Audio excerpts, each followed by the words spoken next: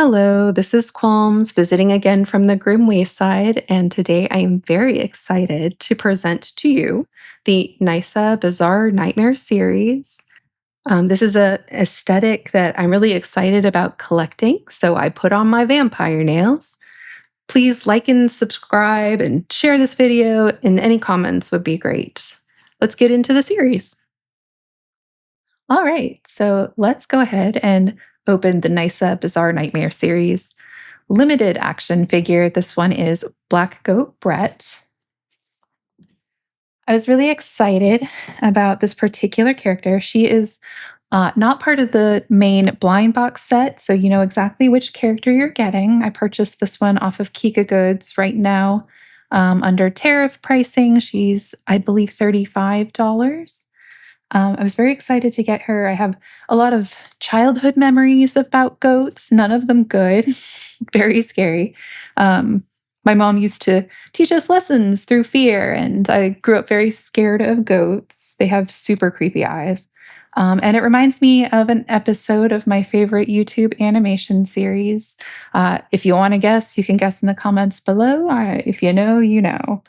So let's go ahead and look at her box. Of course, you can see the character right away. She's in the box. And then on the back, there's a lot of Chinese writing. It does have the authenticity hologram sticker on it. I know that's not such an issue for the many blind box dolls that come out, but it's an issue for things like Nendoroids and for Labubus. So the text is all in Chinese on the back, and there's some QR codes.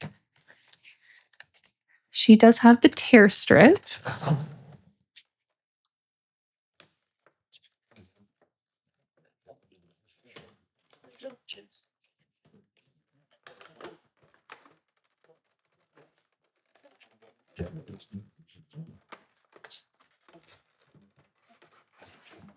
Okay. Ooh, the smell of fresh vinyl. Okay, so in the package, we have her outfits.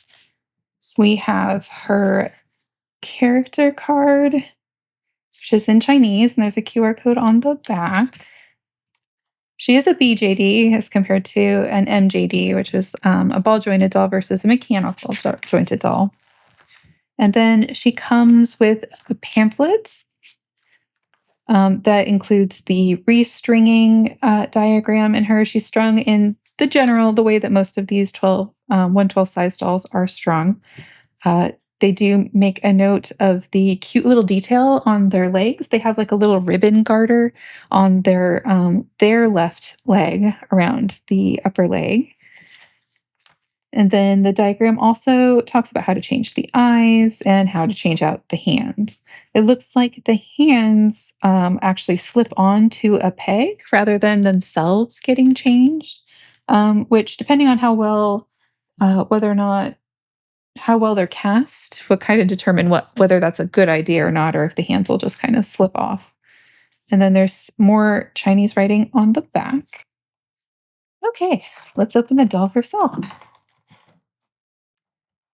So the doll herself, again, has this cute little garter. It's not painted in, but it is a little ribbon bow that's sort of molded into the leg, which I think is very cute.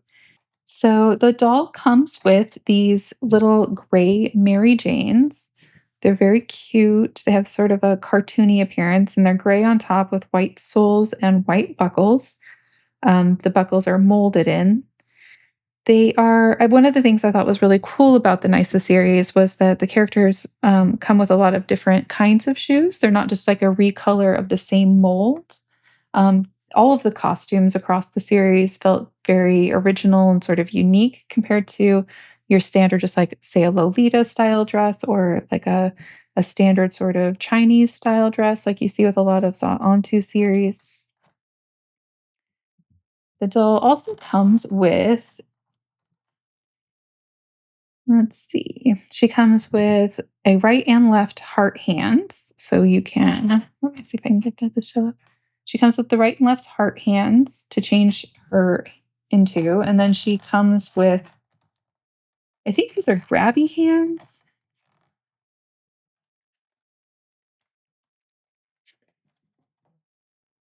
Yeah, so these are they're almost fists, but they appear to be grabby hands for, like, holding accessories, and she comes with a right and left for those as well.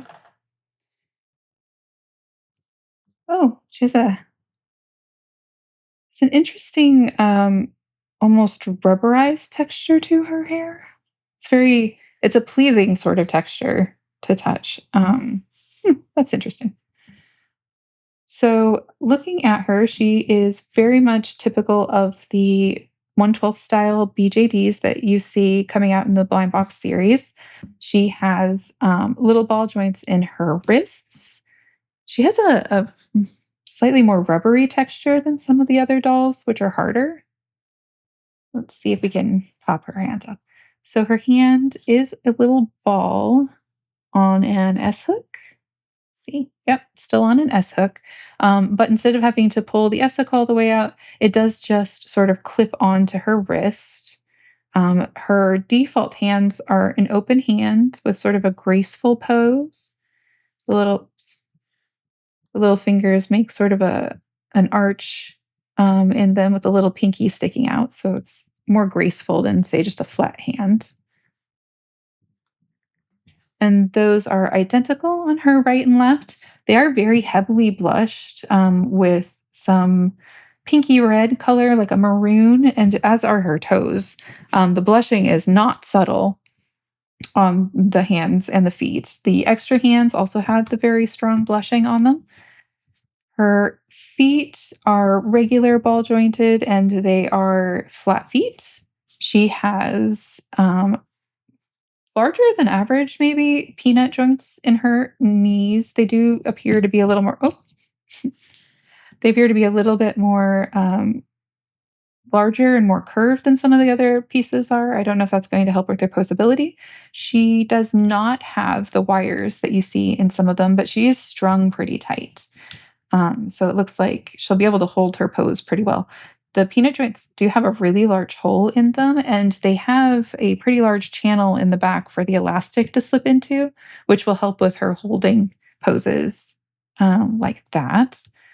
She does have the moving hip joint, it swivels.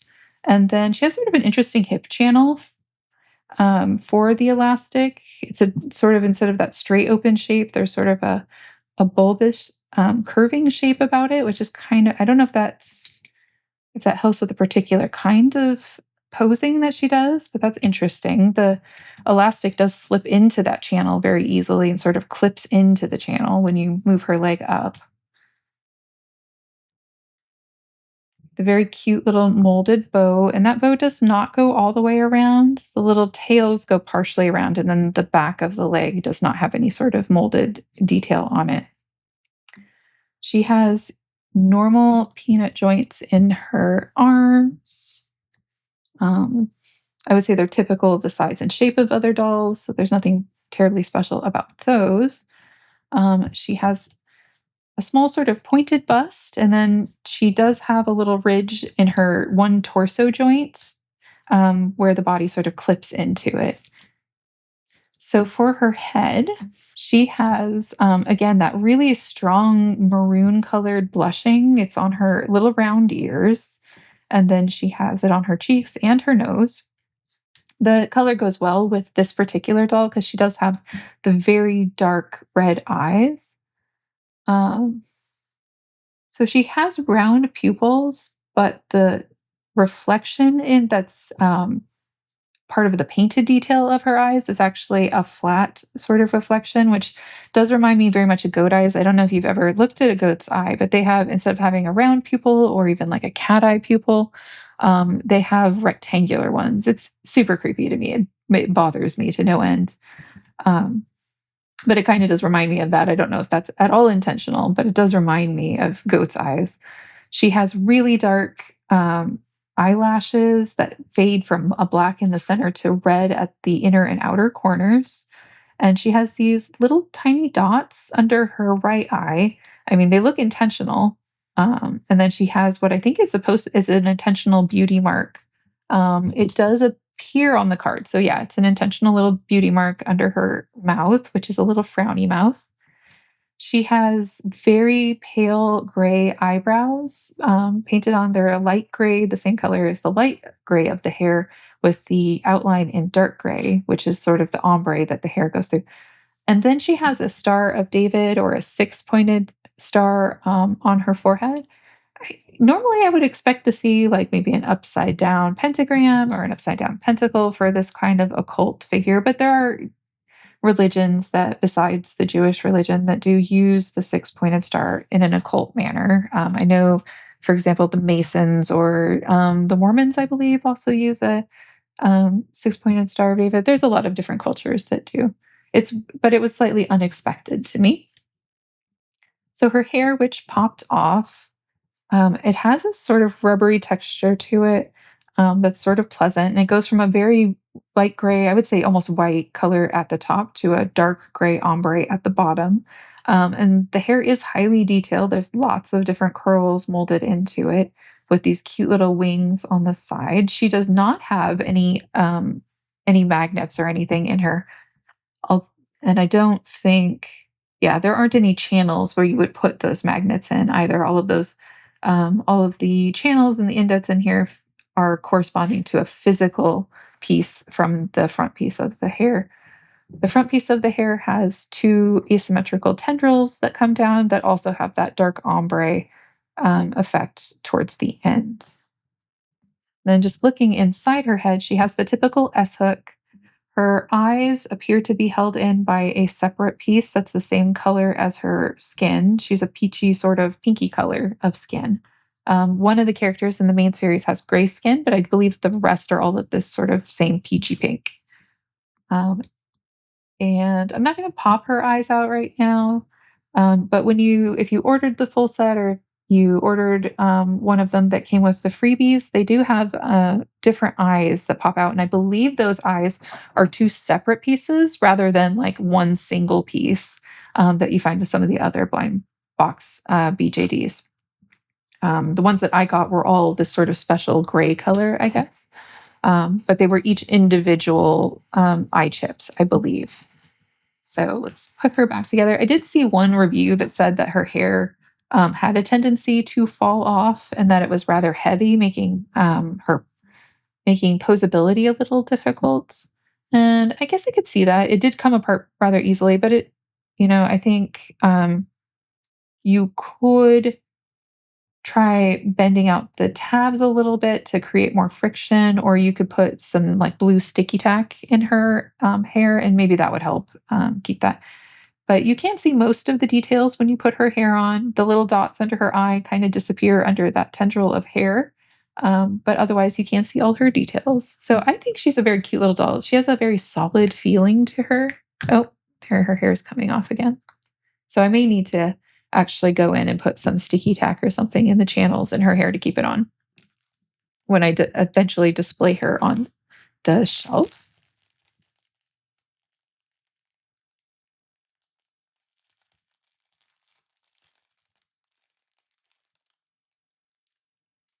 Okay. So like I said, they do have a lot of really cute details on these outfits. This first piece is a little fur cape, and the cape is made of sort of a rough, minky sort of fabric. It's very soft. It has a rather generously folded collar on it. You can see that collar. I'll fold it up a little bit. And it is held closed with a single snap. It does have this extra detail on it, which isn't actually in the picture. I don't recall if it was on the website, but it does have this bright yellow button sewn onto it. It's not a functional button; it's just purely a decorative button. But it is in sort of a cheery, sort of marigold dandelion color.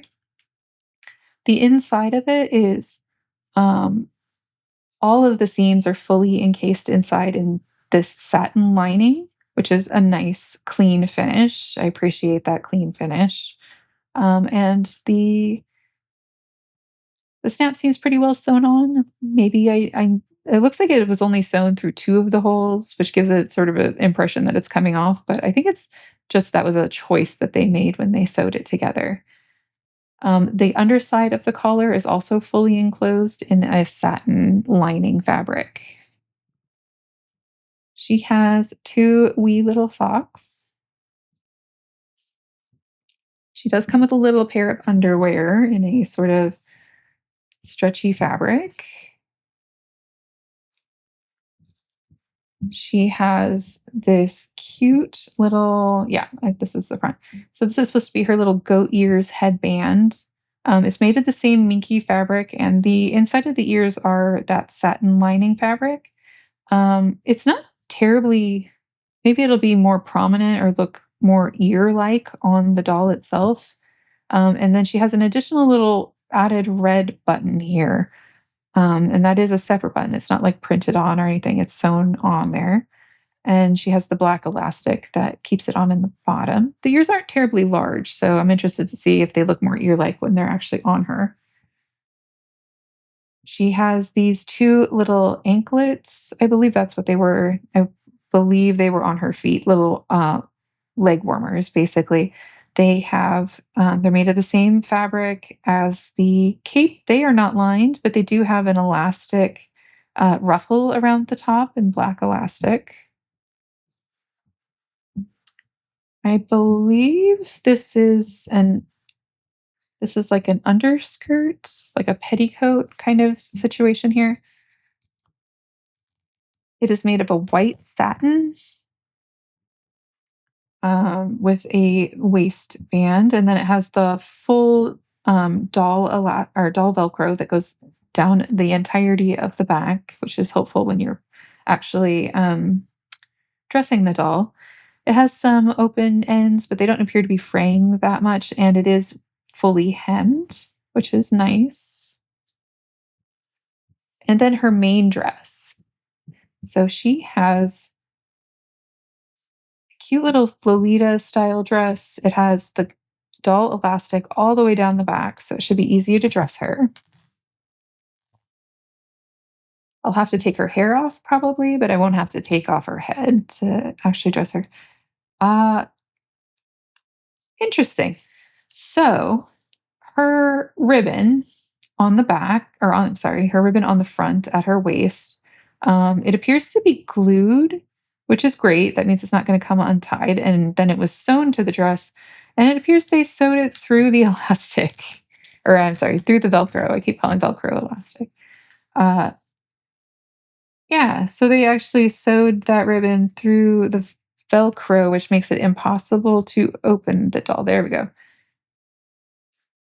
So it had just caught that edge a little bit. I don't think pulling that out was enough to loosen the knot. I think that bow's gonna stay on. It may come a time in the future where I have to actually sew that bow back on, but that shouldn't be like a great hardship. That is a little interesting though in terms of construction. I heard some questions about whether or not the sleeves were like uniformly the right size. I had seen some comments about um, the quality of the construction of the outfits, which I don't actually think is, looking at it right now, is that big of a deal. I do love all the details in it.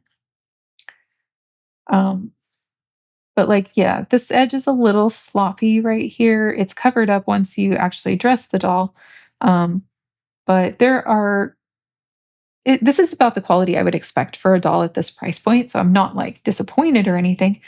But it is a noticeable quality concern, perhaps, for some people. Um, it has a cute waistline here and sort of a scallop. But yeah, the inside of this top, since it has a lot of applique details on the front, is a little messy. Again, it's not an issue once you put it on the doll, um, but it is, it is what it is. Looking at the front, she has a tiny little separate mandarin collar. That's cute. It's got a little split in it, even. That's a nice detail in tiny clothes.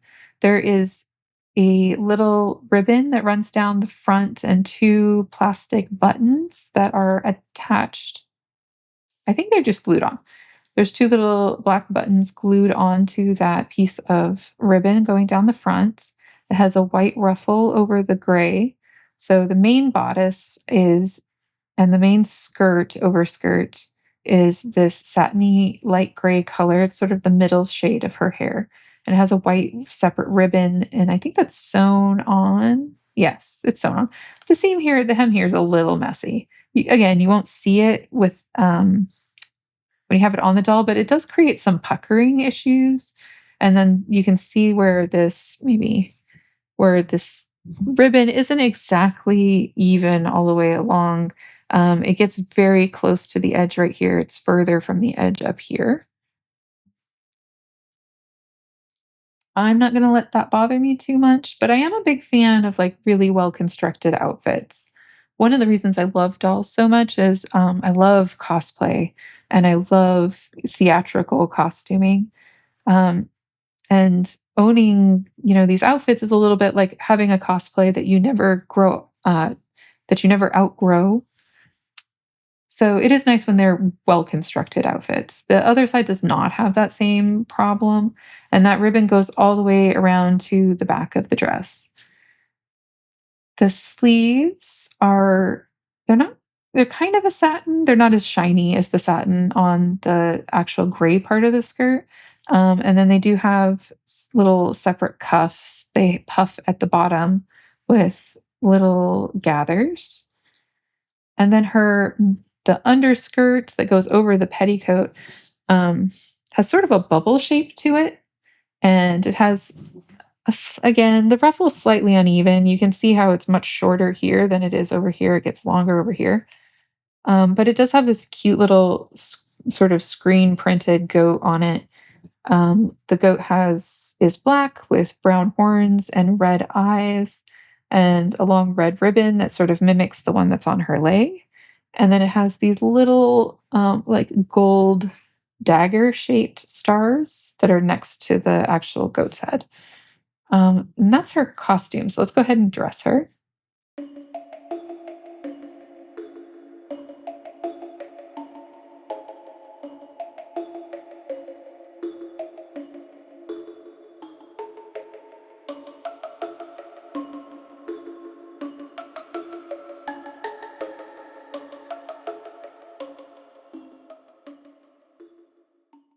The only problem, or maybe not the only problem, but one of the problems with these peg hands when you pop them on enough, they can get worn down a little bit, which makes it easier for hands to fall off.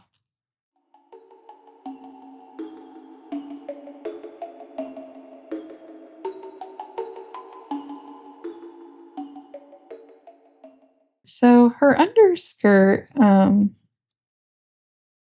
so her overskirt is in gray, and then there's the underskirt, which has a slight sort of elasticy stretch to it. The It's interesting.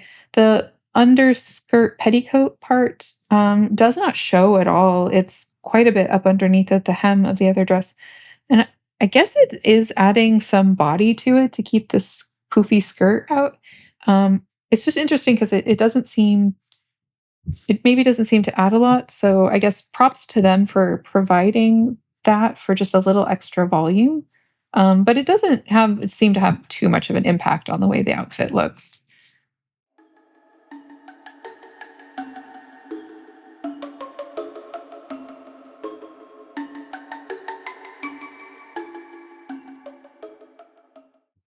These are pretty small to go over her generous hips over here.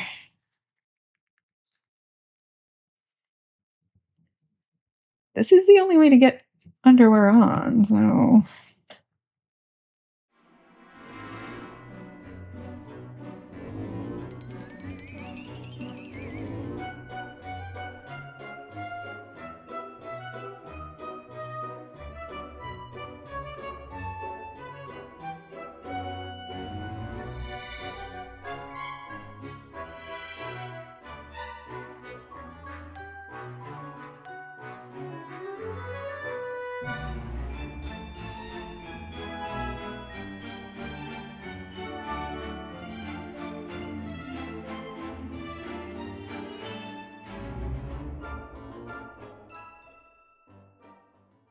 you can really see that generous poof in the sleeves once you actually get them on. Hopefully these socks won't be quite so difficult.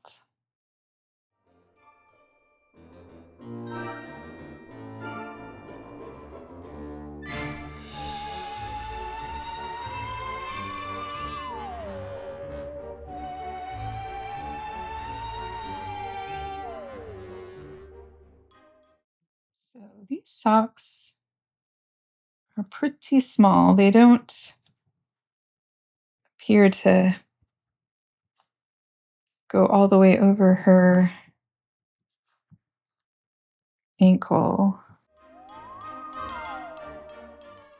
You really won't see much of them once they go into the shoes, but they do sort of bunch up at the front of the foot and then they're a little short in the back.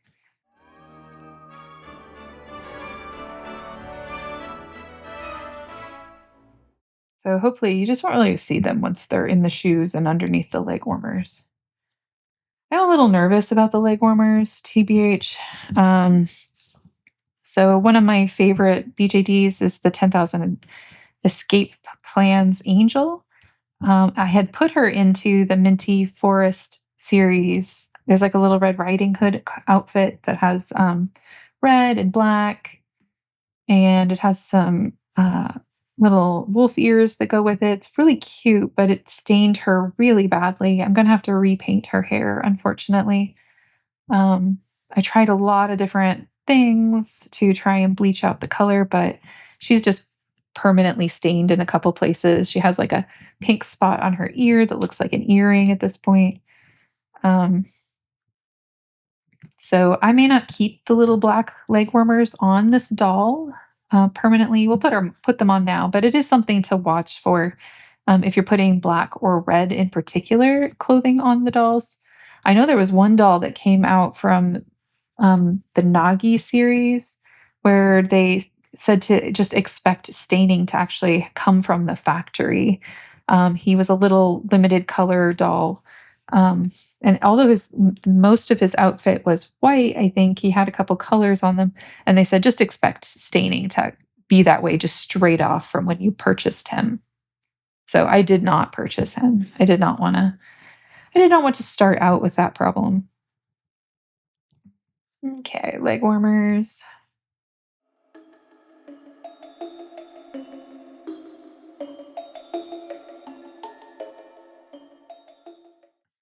How cute are those? And let's hide those ugly ass socks under these much cuter shoes. I wouldn't necessarily even bother with the socks, except they probably help keep the shoes on if I'm guessing. There we go. The shoes have a nice snug fit, at least when you're using the socks with them. We'll pull those down. Oh, they're so cute. Generally not a big fan of like the animal rave leg warmers. But these are cute. They serve the purpose of the outfit. Okay, so let's reconstruct her head. Her two individual eye chips did fall out, so you can see those. The little tab fits into a little inset piece is sort of towards the nose area, and they are not reversible. They will only fit in properly one way.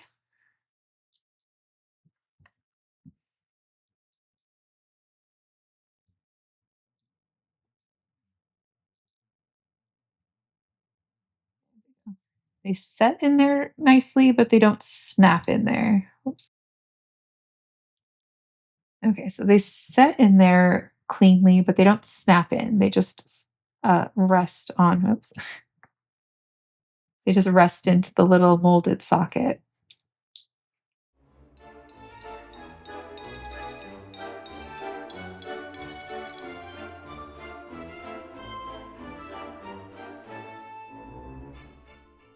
It would be nice if they actually snapped in here.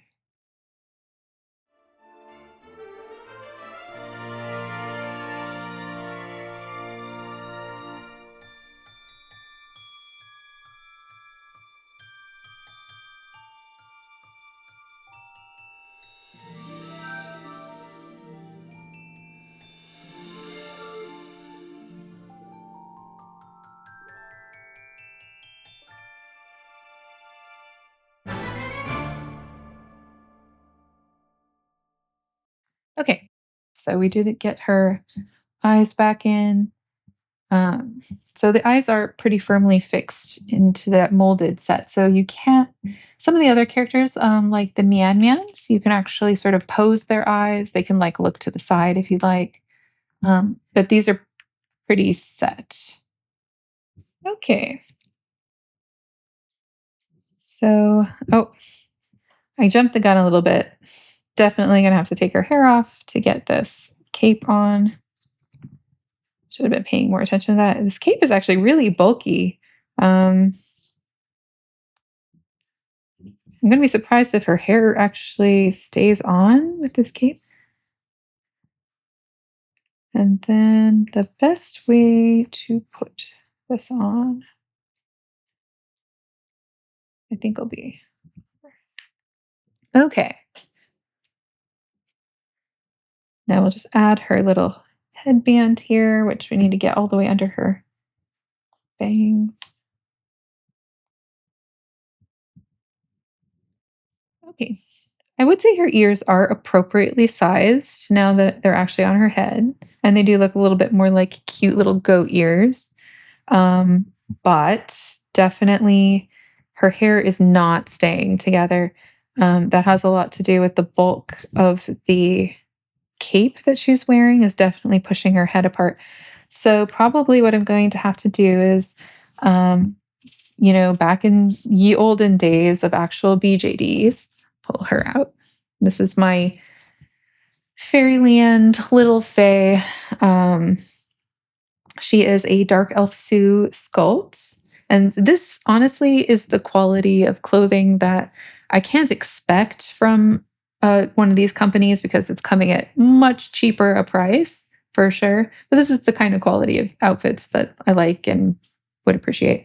Um, but back when we used to have our genuine resin BJDs, we used to do this thing called hot glue sueding, where you put glue into their joints and it created enough friction that they didn't stick the joints together, but it created enough friction so that you could actually pose the dolls better. It gave it a little stickiness to it. And so she herself is not sueded, but that is something that I might end up doing is just rubbing a little hot glue into those channels to create more friction. Um, the other option is maybe sticking some sticky tack in there to try and keep her head together. But the bulk of this cloak is trying to push her hair, the front part from the back part. And then when I put this particular piece on, as soon as there's a gap, this wants to slip inside, and that keeps the two pieces from coming back together again. I have to think about whether I'm going to keep this cloak on her and this headband on her and these leggings on her since they're black. Um, I'm gonna have to think about whether or not I want to keep them on her permanently because although you have, there is anti-staining clothes. They look like little body suits that you can put on them that cover them from neck to wrists and to the ankles. Although they do have those anti-staining clothes, that's not going to do anything for the parts that are around her face and the parts that are touching her hair. So I'm going to have to give some serious thought as to how long she's going to actually wear her full costume and how I'm going to keep her hair together. So when I bought her, she did come with some freebies. Just to look at this quickly, it's a little pin from, I believe this is the Bonnie series.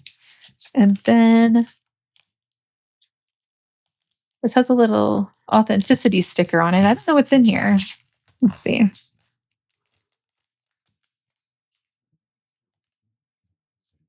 And it's another pin. I don't know what this series is at all. It's called Fens. Fenton? Um, but it's pretty fancy. It has a little cat that has a like holographic sparkly moon between her ears. All of the outlines are in like glitter, so there's like copper glitter around the outside. And she's holding like a little stylus and a little book in her paws, which is super cute. I work at a library, so this feels on brand for me. And it says Zia NG Tai. So I'm gonna have to look that up, but that was a freebie that the company sent. It doesn't look like it has anything to do with this doll. So that is the opening of the oh, there her hair is coming apart again.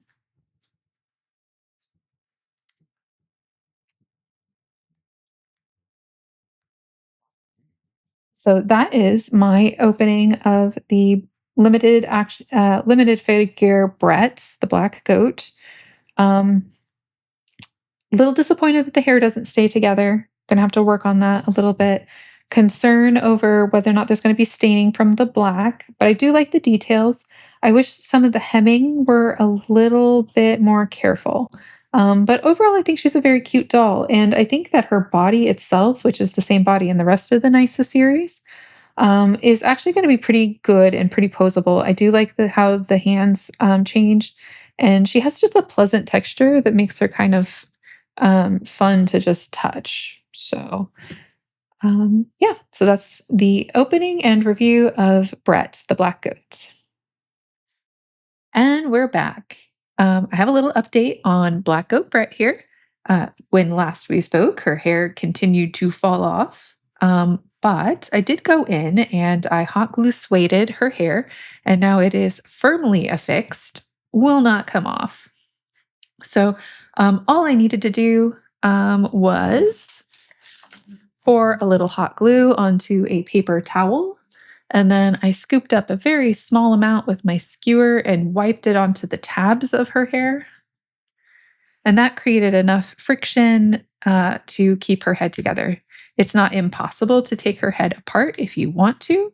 Um, it is just an extremely fine layer of hot glue that I applied to the top two tabs and then the side two tabs as well. But again, it's reversible to the extent that you could pull the hot glue off, but it does create the amount of friction that's needed to keep her hair together. So that was a pretty easy fix for this particular problem. Just reassemble her. After I performed this operation upon her head, I didn't have any problems with her wearing the cape or any problems with her wearing her little uh, goat headpiece. So um, hot glue sueding, great for BJDs of all kinds, it appears. Thank you for joining me for the Nyssa Bizarre Nightmare Series. Please like the video and leave a comment if you love dolls as much as I do. Let me know what your favorites are. We love feedback. If you want to see more videos like this, be sure to subscribe and click the notification bell. Watch out for the other Nyssa dolls, as well as Sugary Girls, Kiseki Vintage Treasures, Lulu Elf Story, Four Moon, Koo's Devil Horns, and Mystic Realms Pilgrimage. We look forward to sharing our future videos with you.